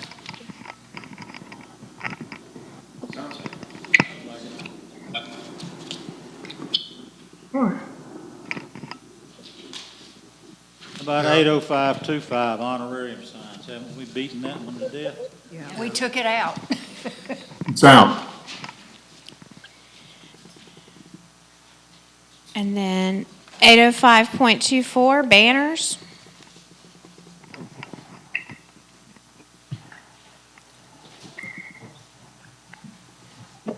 So, again, back to my question about the college and the banners that they wanted on light poles.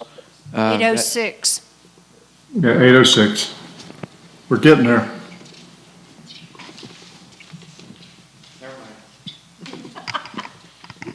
Who owns the light poles? Duke Energy. 805.24 is for flags and banners that you put in front of your house. And I don't know if this would include the ribbons that we were talking about for the lodge. 805.24 indicates institutional zoning district.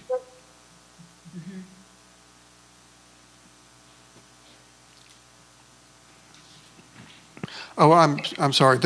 We talked about this with Tanner. These are some of the things like they hang on the Pottery Center and some of the other things.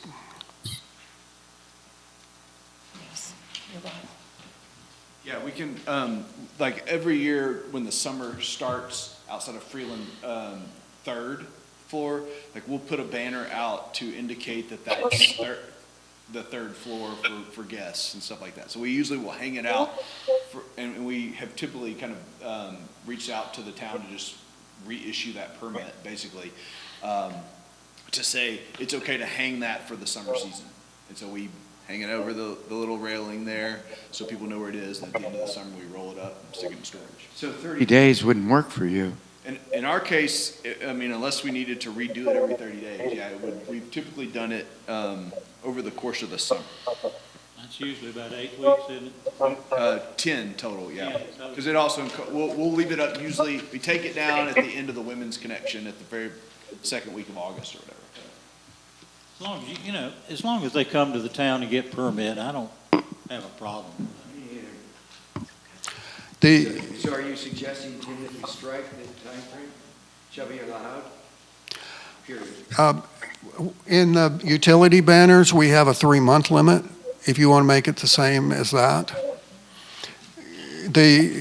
We had a limit in there because we didn't want the banners to get old and ratty looking. We wanted to make sure that they were kept new. So if you wanted to, you could, for the banners in 805.24, you could use the same 3 months. I think that's reasonable, because if after 3 months they want to renew it, they can come back Yeah. and renew it or whatever.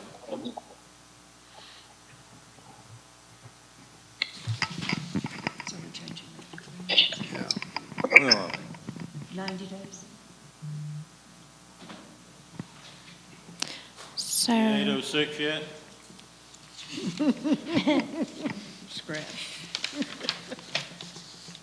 so I think the next one is Tom's utility pole banners in the town center overlay district.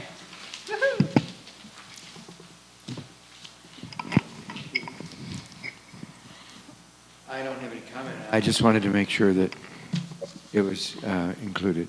I remembered seeing it earlier, but it's very- I have one comment. We do need to say either or that, or we need to modify the title, but that this does apply to signs which are located in the town center overlay district. It just says the following regulations shall apply. We just might need a little introduction there.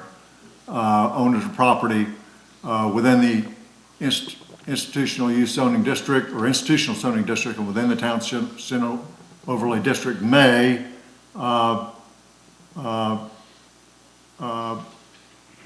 install temporary banners in accordance with the following regulations, rather than just making it clear that the following regulations do apply to the town center overlay district.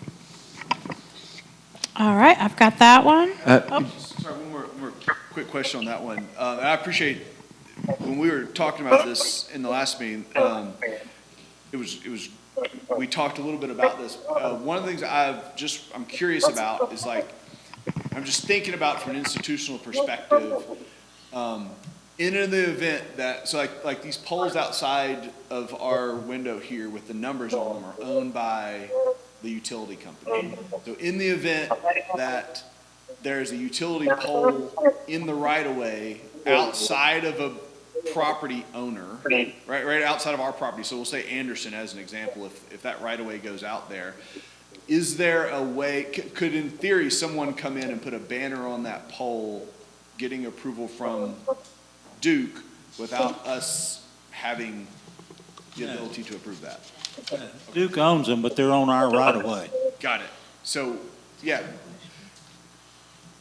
And back when they used to climb poles, they wouldn't let you attach anything to it. but I mean, To a in that power case, pole. would the town be the people that approve that specific spot? Because as the right-of-way owner, we wouldn't have the ability to approve that, right? I've got a suggestion to that. Just say, owners of property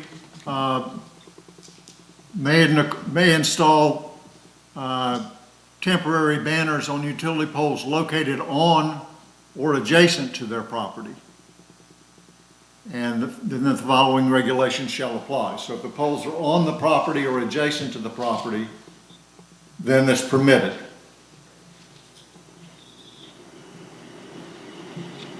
Because sometimes it's going to be in the town right of way, but sometimes the poles, as we know, are not, they just sort of put them where they put them, a way back.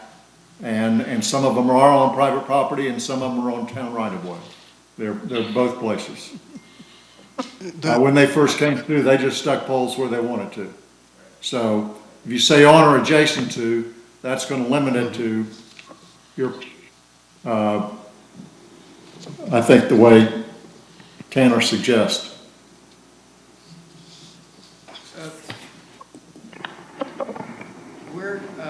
What are the boundaries on the overlay district? I'm trying to pull that up, but I just don't remember it. Does it goes into the IR? So It's to some of the IR, it's the town center area and it's in the comp plan is where you'll find it. okay. I don't have I'm it. looking on the website under maps too. But I guess it's not there. Never mind.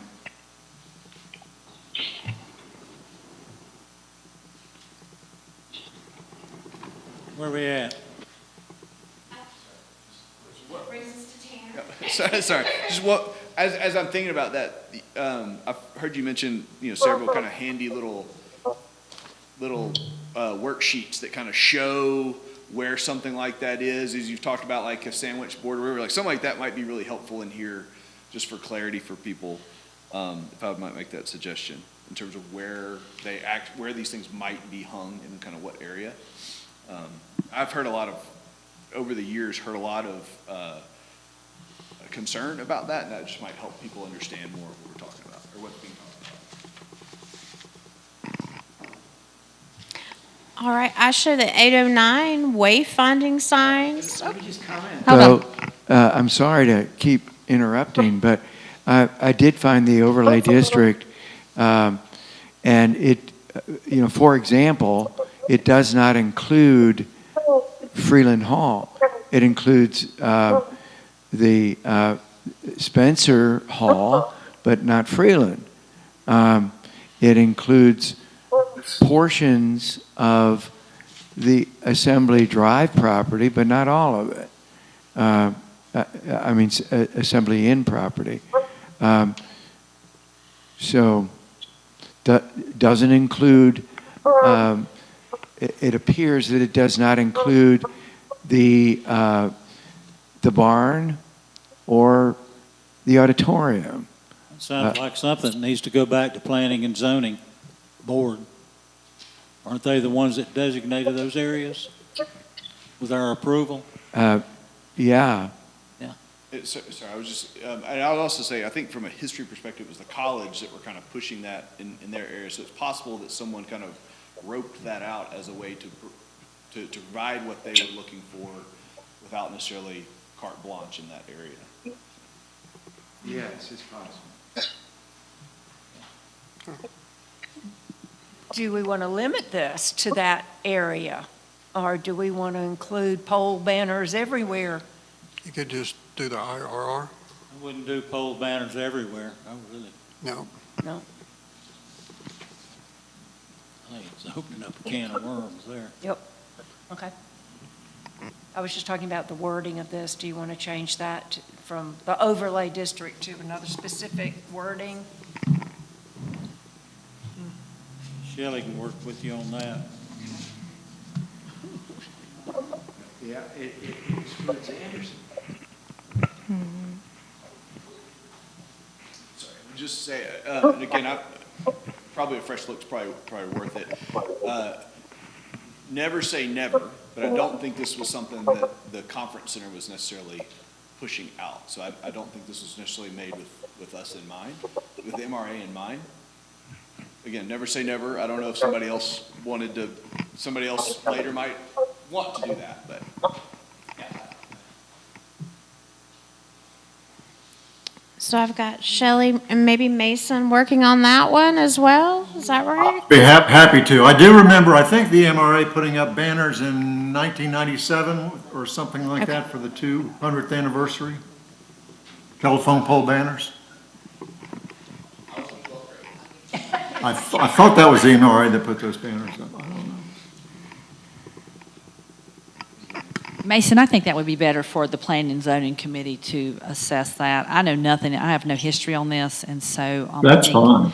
Let's just send it back to Julie and let them kind of sit with it and give us some directions. And Clay. Yeah. All right. So the next thing I had wayfinding signs marked out. And then, Before we pass that, I don't know why they're marked out. I think my reading, and again, we need to ask Brandon, but my reading is wayfinding signs are not considered content-based signs under the court's ruling. And I think they're particularly of public safety necessity in Montreat with all the trails we have on both public and privately owned property. And so if they're not content-based, and we can both provide for and have regulation for wayfinding signs that are on private and or governmental property, I'd like to specifically provide for them in the ordinance and not mark them out and allow them to be utilized. Again, it's a whether we permit, whether there are permits required or not required, from a public safety standpoint, particularly up in the trails, I think they're helpful. Mason, I don't think we took them out because it was wayfinding, content-based. I think it was because they're just signs and they're incorporated in all the other regulations on signs. So we weren't distinguishing wayfinding versus any other signs. I don't know if that helps.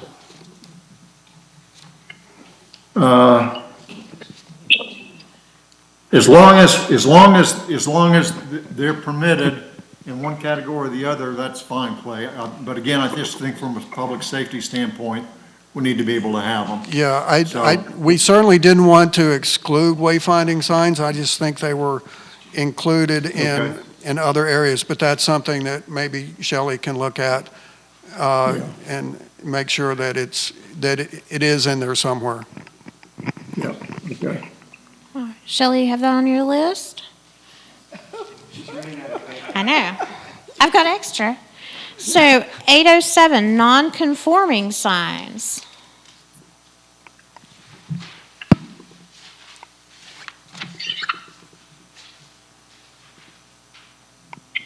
Everybody good? Which, nothing marked out? And The way I read that, any sign which existed on the effective date but does not meet the requirements of the ordinance says that nothing is grandfathered.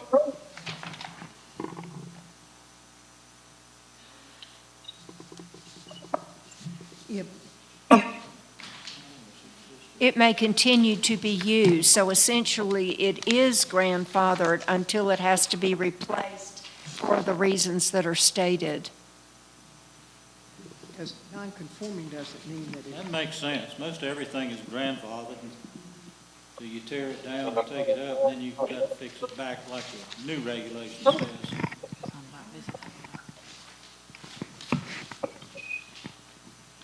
And that's in the current, you guys didn't touch that. That was in the original. Right, and an example, there are a couple of signs that belong to the college where you're driving into, up the hill past the church office, and that sign, that big sign, if I believe the discussion is not conforming, and as long as they're maintaining it the way it is, then that's fine, but if somebody backs into it and knocks it over, then they have to come get a permit to do something different other than the way the ordinance says it should be constructed. Gotcha. So if somebody doesn't like the Christ Community informational sign, they can run into it and and down it goes. Yep.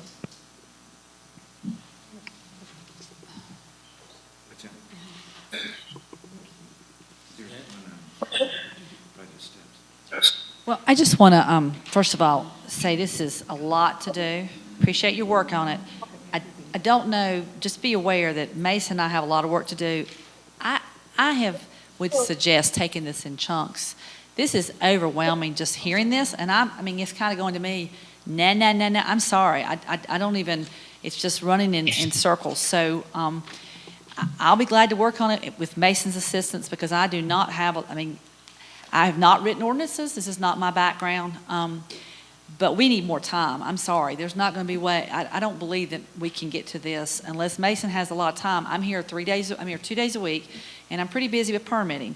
So I will be glad to work on this, but I don't know that we can make it to the By June. By the June completely. This is a lot to do, We'll go to July. Let's Well, just get it right. And can we take it in chunks? What I would really think I know that the council, Savannah, let me know the council likes to take it all as a whole, but to me, it just kind of runs together. Would it not be easier to review it in chunks?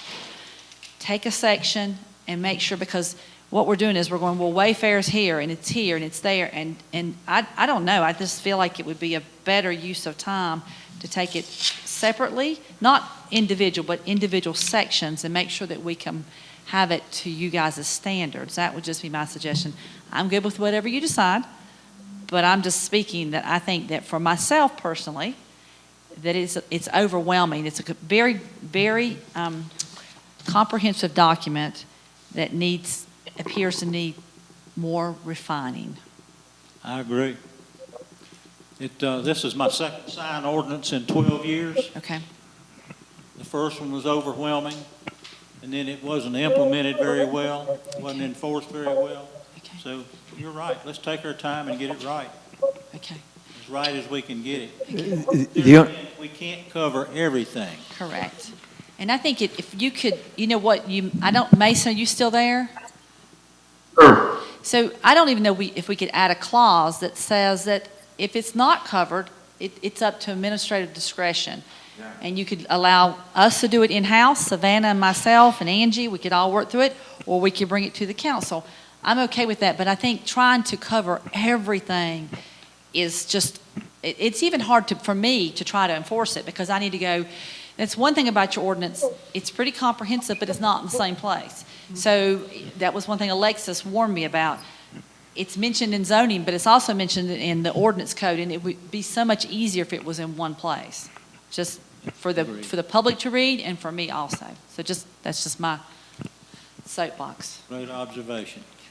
The only thing I would say, I agree with what you said, and it has been our approach to not push things to get it right, and what you're saying is right on.